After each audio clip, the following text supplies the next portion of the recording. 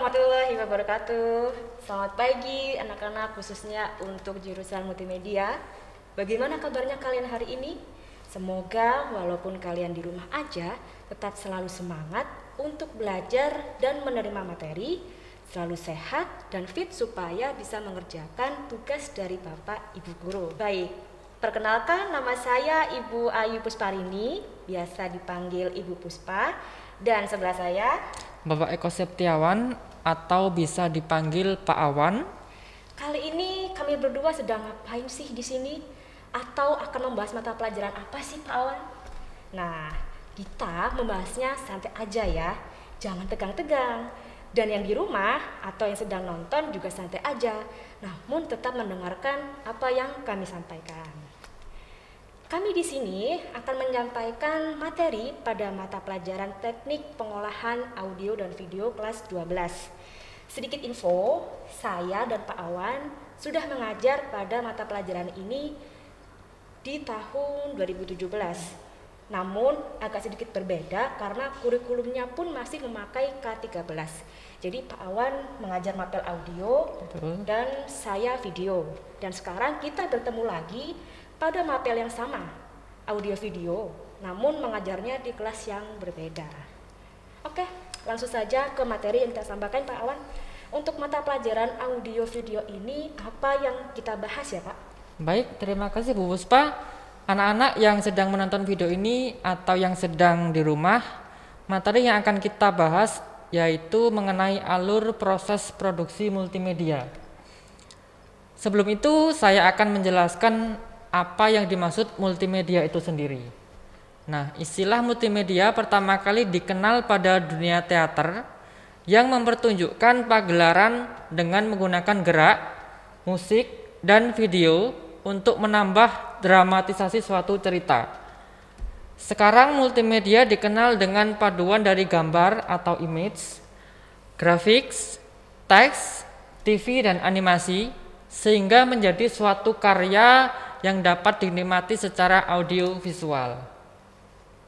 Nah, proses produksi multimedia sendiri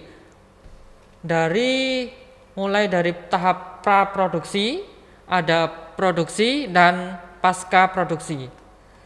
Praproduksi merupakan tahapan perencanaan yang secara umum bisa diartikan sebagai tahapan sebelum memulai proses produksi, syuting film atau video. Betul, jadi ketika kita akan memulai sebuah proyek, terkadang kita telah memiliki stock shoot atau footage atau bahan video yang kita butuhkan. Untuk itu, kita harus melakukan peninjauan ulang segala kebutuhan sesuai dengan cerita yang akan kita buat. Artinya, kita tuh harus mempersiapkan footage video atau bahan video yang telah ada, fotografinya, gambar ilustrasi atau animasinya. Tetapi banyak pula para videografer yang memulai dari awal atau dari nol. Yang pada intinya tujuan praproduksi itu untuk mempersiapkan segala sesuatu agar proses produksi dapat berjalan sesuai konsep dan menghasilkan suatu karya digital video yang diharapkan. Begitu Pak Awan. Betul Bu, namun praproduksi juga memiliki tahapan-tahapan yang harus dilakukan. Seperti yang pertama adalah penemuan ide, judul apa, tema yang akan dipakai apa, nah seperti itu. Lalu yang kedua ada sinopsis. Biasanya isi dari sinopsis adalah gambaran singkat dari judul atau tema yang akan diproduksi. Kemudian ada treatment. Sedikit berbeda dengan sinopsis, treatment ini menceritakan gambaran yang lebih deskriptif tentang alur cerita yang akan divideokan. Sedangkan sinopsis hanya menceritakan ringkasan cerita yang sangat pendek. Lalu ada storyboard, yaitu gambar yang disusun sesuai dengan naskah. Jadi, biasanya kelas 12, kalau praktek video, pasti akan ada menggambar storyboard seperti itu. Dan yang terakhir ini Bu Puspa, ada shooting script. Jadi digunakan sebagai panduan produksi ketika di lapangan. Oh begitu. Nah itu dia penjelasan dari praproduksi. Tapi Pak, Kalau praproduksi biasanya saya ajarkan ke mereka itu tidak serinci itu. Jadi hanya judul atau ide, sinopsisnya bagaimana, dan sampai storyboard aja, tidak sampai ada treatment dan sebagainya. 3 tahapan itu aja sudah membuat mereka pusing, apalagi lengkap seperti akan membuat proyek besar contohnya.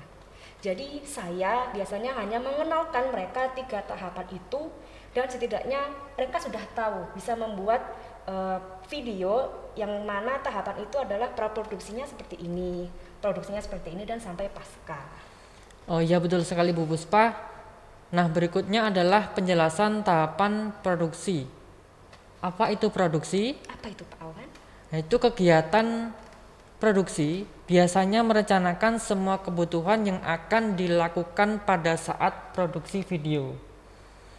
Seperti mereka mencari lokasi untuk produksi, Ya, talent yang akan dibutuhkan siapa, betul. melakukan koordinasi sebelum menuju tahap produksi, dan perencanaan peralatan apa. Oh, seperti itu.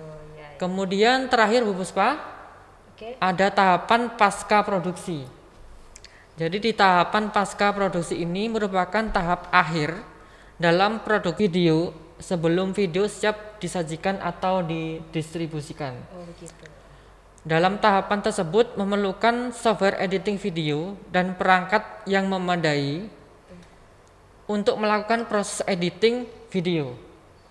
Nah, software yang biasa digunakan untuk mengedit audio video seperti Adobe Premiere, After Effects, dan Adobe Audition.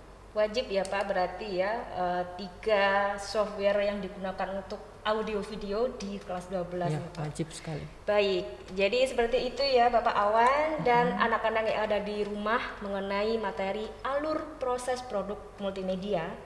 Penjelasan tadi sekiranya bisa dimengerti, difahami oleh kalian, dan semoga bermanfaat ya. Oh ya, sebelum kami akhiri, jangan lupa dukung terus YouTube Sekolah SMK Ketintang dengan cara subscribe, komen, dan like video ini ataupun video-video lainnya. Sampai jumpa di lain kesempatan. Wassalamualaikum warahmatullahi wabarakatuh.